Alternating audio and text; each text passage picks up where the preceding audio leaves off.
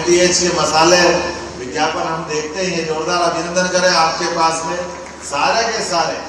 और अपने देश के बाहर के भी देखो ना, अमेरिका के हमारे वाणिज्य दूतावास में काम करने वाले अधिकारी कितनी अच्छी हिंदी बोल करके व्यापार व्यवसाय के अवसर ढूंढ रहे हैं। एक बार उनका भी अभिनंदन करें।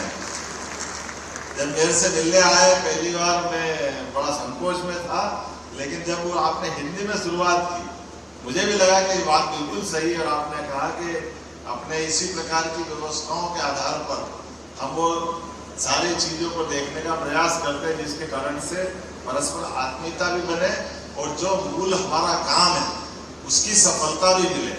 कल सिंगापुर के मेरे एक अच्छे वाणिज्य दूतावास के अपने राजदूत आए थे, उनसे मिलना हुआ, उनके साथ बाकी लोग आए। जब अनुकूलता बनती अच्छा होता है, परमात्मा यश देता है। और हमारा तो अपने भारत का इतिहास, ये ध्येयवाद के अलग अलग धर्मों ने अलग अलग प्रकार से इसको अपनाया, लेकिन वो मूल ध्येयवाद की जियो और जीने दो। लेकिन जियो और जीने दो में हम अपनी इतनी बड़ा दिल रख के चलते हैं कि इस पूरी समूची पृथ्वी को वसुदेव कुटुंबकम की तरह जानते हैं कि पूरी वसुधा ही हमारा कुटुंब है। हम सबसे प्रेम करना जानते हैं और प्रेम का पहला आधार परस्पर आत्मीयता, भाईचारा, एक दूसरे को लेके चलने का अवसर खोजना। और उस अवसर खोजने में एक दूसरे का साथ देने में अर्थव्यवस्था के बिना काम नहीं चलता। और अर्थ में समर्थ हो जाए तो संसार उसी में से सृष्टि की एक नई कोपल फूटता दिखता है। और जब कोपल फूटती दिखती है हमको ध्यान में आता है तो ये जो वर्तमान का दौर है हम सब देख रहे हैं। अभी दुनिया एक तरह से दो हिस्सों में बढ़ती दिखाई दे रही है। एक तरफ दुनिया कैसी जा रही है, एक ही देश के दो हिस्से हुए, बाद में रूस और यूक्रेन। धन वैभव संपदा में वो रूस कोई कमजोर नहीं था, लेकिन मूल ठाट थी अंदर की जो आत्मीयता और एक दूसरे को दबाने का जो भाव जब चढ़ता है, अपनी कई कारणों से अपने बहुत सारे बात के जब डेवलपमेंट होते हैं तो बिना बात के भी एक दूसरे से दूरियां होती जाती है। ऐसे समय में रूस यूक्रेन देख लो और भी अलग अलग देश देख लो, ताकत के भरोसे से आप सबको अपने पास दबा लोगे ऐसा जीवन में कभी संभव नहीं। ताकत तो होगी, लेकिन जब ये परस्पर लड़ाई झगड़ा चालू होता है तो निश्चित रूप से हमारे यहाँ से ऐसा कहा जाता है कि जिस घर में झगड़े हो लक्ष्मी जी कभी पसंद नहीं करती हमारे यहाँ। लक्ष्मी जी का निवास वही हो सकता है जहाँ परस्पर शांति, सद्भाव, प्रेम हो, स्नेह हो। तो हमारे पास यह आदिकाल का अपना सिद्धांत तो हो सकता है, लेकिन काल के प्रवाह में ये सारी व्यवस्थाओं के लिए जो चलाने के लिए तंत्र की आवश्यकता पड़ती है, जिसको शासन तंत्र या प्रशासन तंत्र कहते हैं। मैं आज ये इस स्थान पर बैठ करके वो बात इसलिए कह रहा हूँ कि हमारे तो अतीत के काल के उदाहरण भी ऐसे ही, उन उदाहरणों के बारे में ठीक से जानकारी दे दे तो मजा आएगा। जैसे विक्रम संवत की शुरुआत जो होती है हमारे यहाँ, तो सन की शुरुआत भी होती है, तो वो कैसे होती है और काय के लिए होती है? आप बताओ, विक्रमादित्य ने बड़ा पराक्रम से शासन खड़ा कर लिया, ताकत के बलबूते पर व्यवस्थाओं को अपने अनुकूल खड़ा कर दिया, लेकिन प्रशासन के साथ जनता को खड़ा करने के लिए, व्यापार व्यवसाय को बढ़ाने के लिए उनने जो सबसे बड़ा काम किया वो ये किया कि उनके प्रशासकीय क्षेत्र में, पूरे भूभाग में सबका कर्जा अपने पास से माफ कर दिया। जिसके पास इतना सामर्थ्य हो कि जो वो हमारे यहाँ संपत्ति प्रारंभ करने की अधिकार किसको है, उन्हीं को है।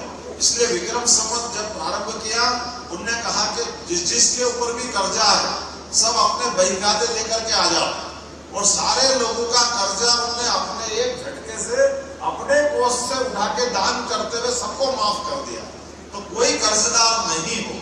उसके बाद ये तो हुआ कर्जा माफ करने वाला घटनाक्रम, लेकिन उससे भी बात नहीं बनती। उन्होंने कहा अभी तो कर्जा माफ करा, इतना नहीं, तब भी संवत चलाने का अधिकारी वो नहीं हो सकता। फिर उन्होंने कहा अब हमको काम धंधा फिर चलाना है, तो कर्जे में चला गया वो पुराना, अब कैसे चलाएंगे? तो उन्होंने कहा यही तो बात है, अब उतना ही धन और भी दिया कि बिना ब्याज के आप अपना अपना व्यवसाय प्रारंभ करें, अच्छे से चला लें। जिसके पास इतना धन हो, हमारे यहाँ उसके नाम से संपत्ति होता है, ये हमारी संस्कृति है। इसलिए विक्रम संवत जो प्रवर्तन करता है, अपन कल्पना कर सकते हैं कि कोई कितना धनी होगा, लेकिन धनी होने से बड़ी भावना क्या है कि शासनकर्ता का उदार मना होना भी जरूरी, उसका इतना क्लियर थॉट होना चाहिए कि ये शासन की व्यवस्थाओं के साथ इन व्यवस्थाओं को चलाने के लिए जब तक शासन के प्रशासक का मन नहीं होगा, व्यवस्था कभी सुव्यवस्था में नहीं बदल सकती। इसलिए ये व्यवस्थाओं में, सुव्यवस्था में अभी आप बात करेंगे तो ये विंडो पे जाते ही हर कोई चाहता कि मैं अपना काम धंधा बढ़ाऊं, कौन चाहता कि नहीं बढ़ाऊं, लेकिन काम धंधा बढ़ाते बढ़ाते दिमाग आता कि सरकारी चक्कर लगा लगा के भैया धंधा बढ़ेगा कि नहीं बढ़ेगा, ये बड़ा मुश्किल पड़ जाएगा। और धंधा बढ़ने के लिए जो जरूरी चीज क्या होती है कि बीच की जो अलग अलग कड़ियां हैं, इन कड़ियों की अनुकूलता होना चाहिए। इनके साथ जब हम खड़े दिखाई देते हैं तो शासन का कोई भी तंत्र अगर शुद्ध मन से वो भी तो इतना खराब नहीं, लेकिन इस खराब होने में कई सारी बीच की जो कई कमियां हो जाती, कई सारी गड़बड़ियां हो जाती है। लेकिन माननीय मोदी जी के लिए अभिनंदन करो आप वर्तमान के दौर में, जिनने भारत को कहां ले जाके खड़ा करा, हमारे अपने देश के अंदर नई टेक्नोलॉजी का उपयोग करते करते नई व्यवस्थाओं के लिए। तो भारत के मामले में क्या होता था, भारत के मामले में आमतौर पर सारे वो उपमाएं जिसके कारण से हम लज्जित हो सकते थे। भारत मतलब भयंकर भ्रष्ट देश, भारत मतलब आलसी देश, भारतवासी ऐसे वैसे, पता नहीं कितनी भारत का ये मोदी जी का काल नहीं, थोड़ा सा आजादी के टाइम की बात कर लें। अन्यथा क्या कारण है, देश आजाद हुआ था तो हमारे डॉलर की और रुपये की कीमत बराबर थी, क्या अंतर था उसमें, लेकिन काल के प्रभाव में हम पिछड़ते गए। आज हमारा 1 रुपया 1 डॉलर की तुलना में कहाँ खड़ा है। लेकिन वो बातों का जवाब उल्टे ढंग से भी ले लो, आज काल के प्रभाव में हमारी अर्थव्यवस्था मोदी जी के समय 11वें नंबर पे थी, लेकिन केवल 10 साल के कम समय में आज 5वें नंबर पे आई के लिए ये व्यवस्था का बदलाव आया। डिजिटल कितने प्रकार के इनोवेशन किए हैं। आज आप जो व्यवस्थाओं के बलबूते पे चलने की बात, अभी हमने इसका टेक्नोलॉजी का उपयोग किया, इसलिए हमने कहा कि ये हमने अच्छी बात है। पहले एक समिट होती थी, इंदौर में हो जाएगी और कहीं हो जाएगी, लेकिन इसको रीजनल लेवल पे भी कर सकते। आज मध्य प्रदेश के अंदर बड़ी संभावना है और उस बड़ी व्यवस्थाओं के आधार पर आज यहाँ कर रहे हैं, कल जबलपुर करेंगे, रीवा करेंगे, ग्वालियर करेंगे। और करने के लिए केवल कर्मकांड नहीं करेंगे, करने के साथ यहीं से भूमि पूजन लोकार्पण करेंगे ताकि हमारे काम का आधार दिखाई दे।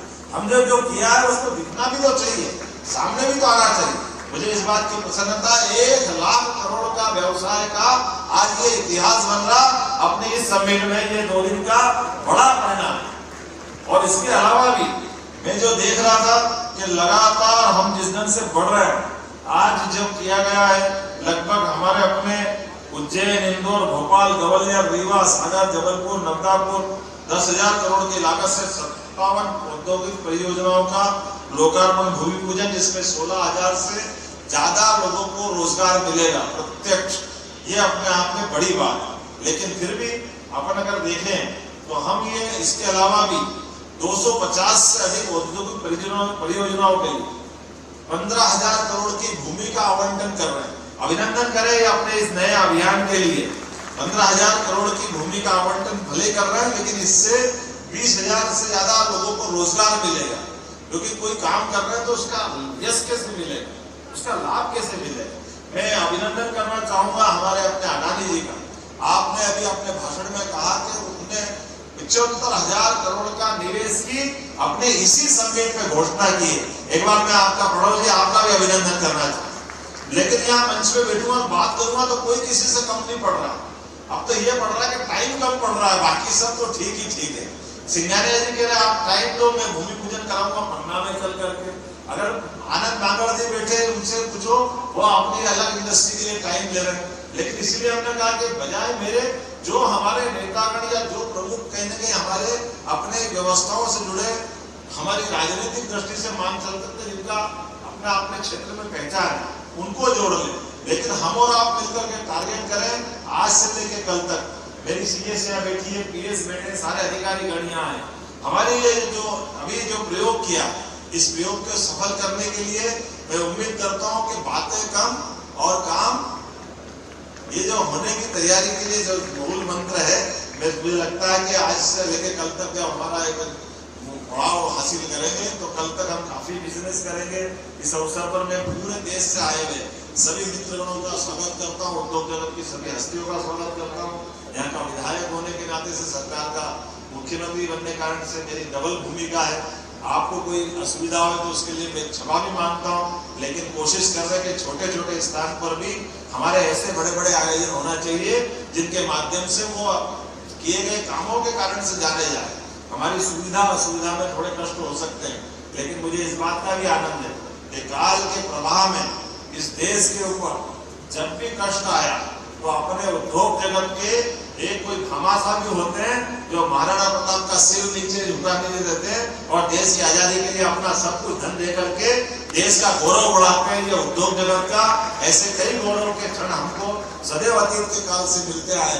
मैं आज आपके भरोसे से निश्चित बोल सकता हूँ कि दुनिया जब हमारी तरफ देख रही है तो दुनिया की आबादी भले हो सकती है, हम सब जानते हैं 7 अरब 8 करोड़ के आसपास, लेकिन उसमें 142 करोड़ लोगों का जो योगदान है, उस 142 करोड़ के योगदान में हमारा औद्योगिक घराना यद्यपि बहुत छोटा सा, लेकिन आज दुनिया जब 3% की दर से हाँप रही है औद्योगिक जगत, आज हमारी अपने जीडीपी की जो ग्रोथ है वो दुनिया को आश्चर्यचकित करने वाली है, क्योंकि परमात्मा ने जो हमको यश दिया उस यश को हम धारण करें। निश्चित रूप से मेरी अपनी ओर से पूरे आयोजन के लिए पूरे विभाग को, सरकार के सभी मंत्रालय को, सभी को बधाई, बहुत बहुत धन्यवाद।